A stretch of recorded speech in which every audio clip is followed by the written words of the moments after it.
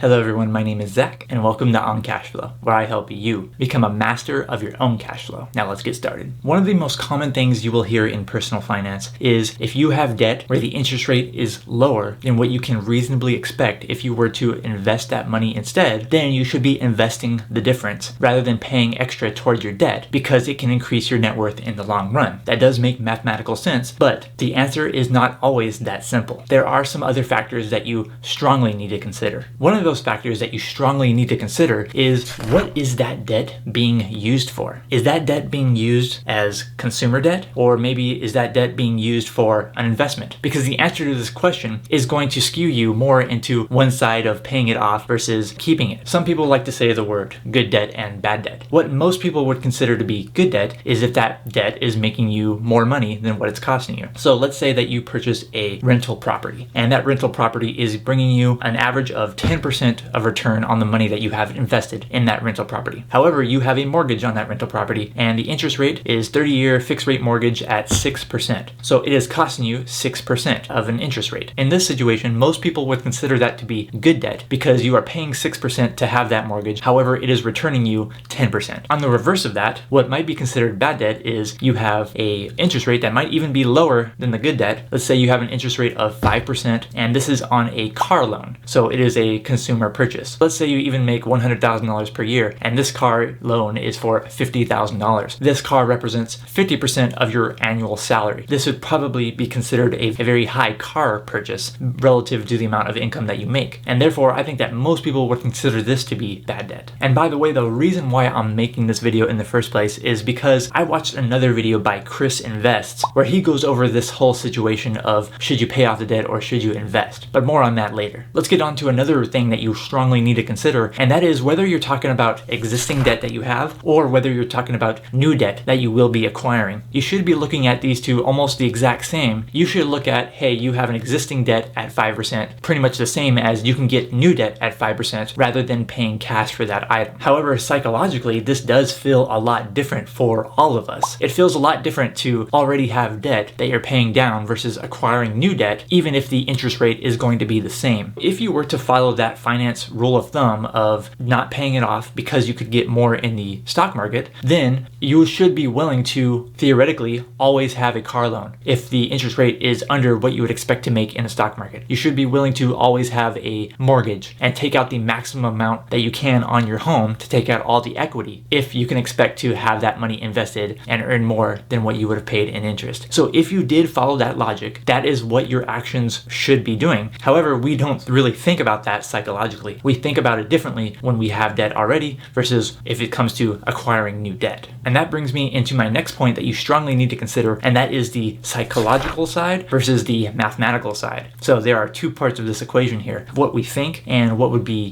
technically correct mathematically speaking. Sometimes things feel really good psychologically, but they can be terrible when it comes to the mathematical side of it. And vice versa. Sometimes things can feel really bad psychologically, but be good for you mathematically. So let's say that you graduated with student loans, and those student loans happen to be at about 5% interest rates. The typical payoff period for student loans is 10 years. So you could be paying off those student loans over a 10-year time period and paying 5% interest on those. And instead of paying off those student loans early, making extra principal payments, you could invest that extra cash flow that you had. And if you did, you might have a higher net worth at the end of that 10-year time period, because looking at the S&P 500, for example, the average 10-year rolling returns up to this point have been 11.29%. So you could theoretically get 11.29% on average versus paying 5% interest on those student loans. So if that were to hold true for the next 10 years, then you would come out ahead by investing the difference rather than paying off additional principal payments on those student loans. This makes sense mathematically, but it might not feel good psychologically to have those loans for 10 years. The reverse of that is something that might feel good psychologically, but might not be good mathematically, is you just wanting a product, you just wanting something that feels good to get now, but you can't afford to pay for it in cash, you can't afford to pay it off, like if you use your credit card.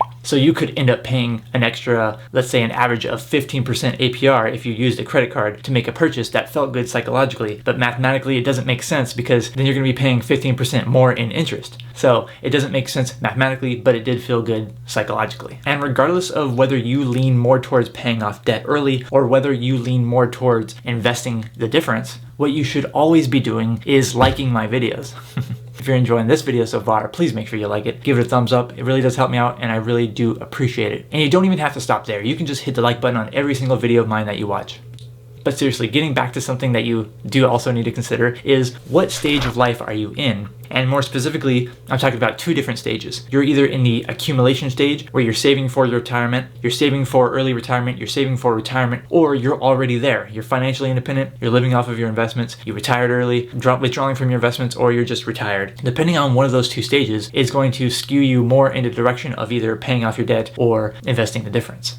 Because living off of somewhat volatile investments is a lot different than relying on a pretty stable salary that you might be getting when you were working. This changes the entire equation here. Once you are retired, it is much more beneficial to not have so many fixed expenses. It's much more beneficial to not have a bunch of debt obligations. Whereas if you're working, you have a relatively stable job, then you can continue to make money through your work. It's less important that you have lower fixed expenses. So the stage that you're in when it comes to retirement or not is very important to keep in mind. Really quick, I want to know from you in the comments below. What is your whole take on this whole situation of whether you should pay off debt early or whether you should invest the difference, depending on the interest rate and all that? What is your actual plan? What have you done in the past and what are you doing now to answer this question? I'm really curious to know. And speaking of having a plan, that's another super important consideration. The consideration is, what is your primary goal? What is most important to you? Because the answer to this question is going to skew you whether you should be paying off debt or whether you should be investing the difference. If your goal is to maximize the amount of wealth that you have, then maybe it's better to invest the difference, generally speaking. If your goal is to have more financial security and more peace of mind, then maybe it's better for you to pay off that debt so that you have lower debt fixed obligations. If your goal is to retire early, if your goal is to become financially independent, then again, maybe it's better for you to not have so many fixed expenses. And so therefore you should pay off those debt obligations. No matter which one you choose to do, it's important to know that these rule of thumbs are a good starting point. However, they don't always answer the question that's best for you. Only you can do that. Don't always just invest the difference if the interest rate is going to be lower on the debt that you have. Sometimes that can be a good plan, sometimes it can be a bad plan. And the beautiful thing is you don't have to do only one or the other. You don't have to pay the minimums on your debt and then invest the entire difference. You can do a combination of both. You can invest some of the difference and you can pay off extra principal payments on some of your debt. You can do any combination of that. So I don't think it just has to be one or the other. And as I mentioned before, I was inspired to make this video by another video I watched from Chris Invests. So if you're interested in checking out Chris's video, I'm going to put it in a link in the description below, a link in the comment below, and it's going to pop up on the screen right after I get off the screen. Thank you so much for watching this video. I'm Zach from OnCashflow.com, and I hope to see you next time.